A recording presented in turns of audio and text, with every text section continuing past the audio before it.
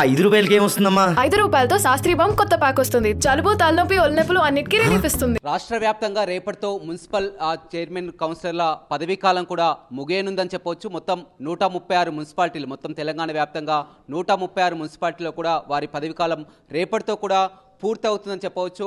కొత్తగా మళ్ళా special officers రానున్నారని చెప్పవచ్చు. మనం నల్గొండ మున్సిపాలిటీలో ఉన్నాం. నల్గొండ మున్సిపాలిటీలో చూసినట్లయితే మున్సిపల్ చైర్మన్ బుర్రి శ్రీనివాస్ రెడ్డి ఇక్కడ కౌన్సిలర్లతో కూడా ఇవాళ చివరి రోజు సమావేశాల్లో కూడా మంత్రి కోమటిరెడ్డి వెంకటరెడ్డి కూడా హాజరు కావడం జరిగింది. ఇవాళనే కొత్తగా కూడా మున్సిపల్ కౌన్సిల్ కార్యాలయాన్ని కూడా మంత్రి చేతుల మీదుగా ప్రారంభించుకోవడం జరిగింది. మనతో మాట్లాడడానికి మున్సిపల్ చైర్మన్ ఉన్నారు.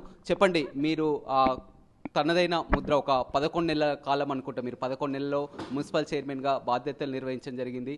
మీ మార్క్ అంటే ఏం చెప్తారు?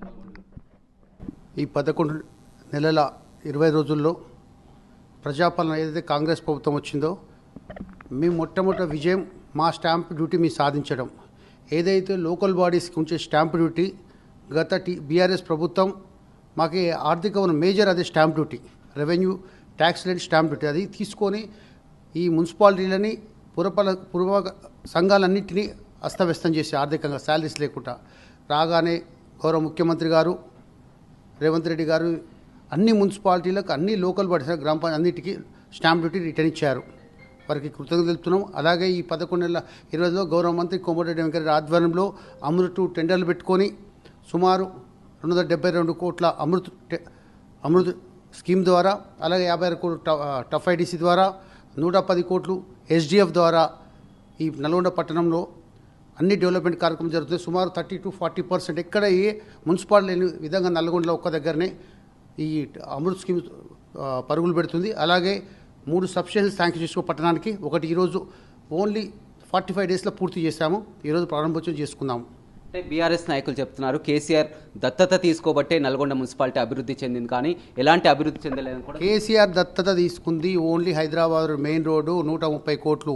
దాంట్లో మేమే ఇప్పటికి 22 కోట్లు ఇచ్చినాం. ఇంకా 24 కోట్లు ఇవ్వాల్సిందే. వారు కట్టిన మెడికల్ కాలేజీ కూడా 125 కోట్లు మెడికల్ కాలేజ్ కడితే దాంట్లో బిల్లు లేకుండా 42 కోమటిరెడ్డి వెంకటరెడ్డి గారు ఇప్పించి ఈ గవర్నమెంట్లో పూర్తి చేయించాడు. ఒకటి మరిగూడెం జంక్షన్లో కొట్టిన ఫ్లైఓవర్ అది నామ్ రోడ్డు. సో నామ్ రోడ్లో మిరాన్లో ఇప్పుడు వై జంక్షన్ అంటే నల్గొండ వై జంక్షన్ చేయాలి.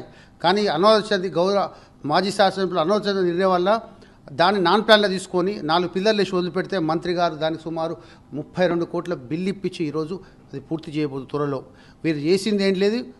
చివరి సంవత్సరాన్ని ఏదైతే గాదార్ మారయ్య గారు గౌరవ మాజీ సభ కిషోర్ గారి నాన్న వాళ్ళ ఫాదర్ 11th డేకి వచ్చినప్పుడు ఏదో దత్త తీసుకున్నా అని చెప్పి ఎస్డిఎఫ్ ద్వారా, ఎస్డిఎఫ్ అంటే సీఎం స్పెషల్ డెవలప్మెంట్ ఫండ్స్, దాంట్లో ఎప్పుడు బిల్లు వస్తుందో ఇప్పుడు ఎవరు పనులు పూర్తి చేయలేదు. మేము తీసుకొచ్చింది గవర్నమెంట్ ఫండ్స్ ప్లాన్ నిధులే. అమృత్ అనేది వారు అమృత్ 1 కోమటిరెడ్డి వెంకటరెడ్డి గారి పేరు అంతమంది యూడిఎస్ఎంసీ నిధులతో అండర్ గ్రౌండ్ సీసీ రోడ్లు స్టాంప్ పూర్తి చేసినాం. ఇప్పుడు మళ్ళీ అమృత్ 2 ఏదైతే 40-30-30 ఈ పర్సెంట్ ద్వారా మేము central state and ULB local bodies మేము కట్టే డబ్బులు వీళ్ళు ఇచ్చినవి కావు. ఇవన్నీ ఈ గవర్నమెంట్ కట్టాల్సినవే. ఈ గవర్నమెంట్లోనే తెప్పించాం. టెండర్లు ఈ గవర్నమెంట్లో అయినాయి. వర్కులు ఇప్పుడు రన్ అవుతున్నాయి. అదేవిధంగా మున్సిపల్ వైస్ చైర్మన్ ఉన్నారు. చెప్పండి, రేపటితో కూడా పదవీ కాలం ముగియనుంది. మొత్తం మీద ఎలా ఉందంటే ఏమంటారు? ఈ 5 సంవత్సరాల కాలంలో మొదటి 2 సంవత్సరాలు కరోనాతో కొంచెం ఇబ్బంది జరిగిన పరిస్థితి మనందరికీ తెలుసు. దానివల్ల ప్రజా జీవనమే అస్తవ్యస్తమైన పరిస్థితి. ఆ టైంలో నల్గొండ పట్టణంలో కౌన్సిలర్ సోదరిమణులందరూ కూడా వాళ్ళ వార్డులలో సొంత నిధులతోటి ఎంతో సేవా కార్యక్రమాలు చేయడం జరిగింది. అంటే ఈ సేవ చేయాలనే ఉద్దేశంతో కౌన్సిల్కి వచ్చిన ప్రతి ఒక్కరికి మన కరోనా టైంలో ప్రజల మెప్పు పొందేలాగా అందరూ కష్టపడి పనిచేసిరు. వారందరికీ కూడా కౌన్సిల్ సభ్యులందరూ కూడా పేరు పేరున హృదయపూర్వక నమస్కారాలు తెలియజేస్తున్నాం. అదేవిధంగా 4 సంవత్సరాల బీఆర్ఎస్ ప్రభుత్వం కాలంలో మున్సిపాలిటీలన్నీ కూడా నిర్వీర్యం అయిపోయినాయి. ఒక్క మున్సిపాలిటీలే కాదు, స్థానిక సంస్థలన్నింటినీ కూడా నిర్వీర్యం చేయడం జరిగింది. లోకల్ బాడీస్కి ఎటువంటి అధికారాలు లేకుండా కలెక్టర్ని అడ్డం పెట్టుకొని కమిషనర్ కలెక్టర్ల ద్వారా నిధులన్నీ కూడా పక్కదారి పట్టించిన పరిస్థితి నల్గొండ మున్సిపాలిటీలో గతంలో జరిగింది. కానీ ఎప్పుడైతే మన ప్రియతమ నాయకులు కోమటిరెడ్డి వెంకరెడ్డి గారు మంత్రిగా ప్రమాణ స్వీకారం చేసిన తర్వాత మొదటి 2-3 నెలల కాలాన్ని ఎంపీ ఎలక్షన్లని ఎమ్మెల్సీ ఎలక్షన్ల కింద పోయినా కూడా గత 9 నెలల కాలంలో ఇప్పటికే అనేక కార్యక్రమాలు చేస్తూ ముందుకు పోతా ఉన్నారు. ఎన్నో కార్యక్రమాలు మా చైర్మన్ గారు చెప్పినట్టు ఇప్పటికీ ఎన్నో కార్యక్రమాలు నల్గొండ పట్టణంలో నీటి పైప్ లైన్లకు సంబంధించిన పనులు కానివ్వండి, ఇప్పటికే 11 OHSR ట్యాంకులు నిర్మించడం కానివ్వండి, అదేవిధంగా రోడ్ల విషయంలో కానివ్వండి, అండర్ గ్రౌండ్ డ్రైనేజ్ విషయంలో కానీ పనులు పురోగతిలో ఉన్నాయి. రాబోయే 6 నుంచి సంవత్సర కాలంలో నల్గొండ పట్టణంలో అన్ని అభివృద్ధి పనులు పూర్తయ్యి మంత్రి గారి ఆధ్వర్యంలో నల్గొండ రాబోయే పీరియడ్ అంతా గోల్డెన్ పీరియడ్గా ఉంటుంది. ఎందుకంటే వారు నల్గొండ పట్టణం మీద పూర్తి అవగాహనతోటి ఉన్న వ్యక్తి.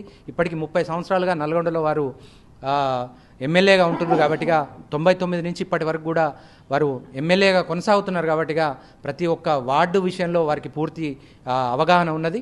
ఎక్కడెక్కడ ఏ డెవలప్మెంట్స్ చేయాలి అని చెప్పేసి వారికి పూర్తి అవగాహన ఉన్నది. ఆ అవగాహన ప్రకారం నిధులు కేటాయిస్తూ నల్గొండ పట్టణాన్ని ఇంకా రాబోయే 4 రోజులలో పురోగతిలోకి తీసుకుపోవడానికి వారు చాలా కృషి చేస్తారు. వారందరికీ కూడా ప్రత్యేకమైన ధన్యవాదాలు తెలియజేస్తున్నాను. చూడొచ్చు, గతంలో బీఆర్ఎస్ ప్రభుత్వంలో పూర్తిగా మున్సిపాలిటీలన్నీ కూడా నిర్వీర్యం అయిపోయినాయి. తక్కువ సమయం అయినప్పటికీ కూడా నల్గొండలో మున్సిపల్ చైర్మన్గా తక్కువ సమయం అయినప్పటికీ కూడా ఒక 11 నెలల కాల వ్యవధి అయినప్పటికీ కూడా తనదైనటువంటి శైలి కూడా ఒక ముద్ర వేశామని, అదేవిధంగా నిరంతరం కూడా పర్యవేక్షణ కొనసాగుతుందని చెప్తున్నారు. ఏదేమైనప్పటికీ కూడా రాష్ట్ర వ్యాప్తంగా అన్ని మున్సిపాలిటీల్లో కూడా రేపటితో కూడా పదవీ కాలం ముగుస్తుంది. కొత్త ఆఫీసర్లు రాబోతున్నారు.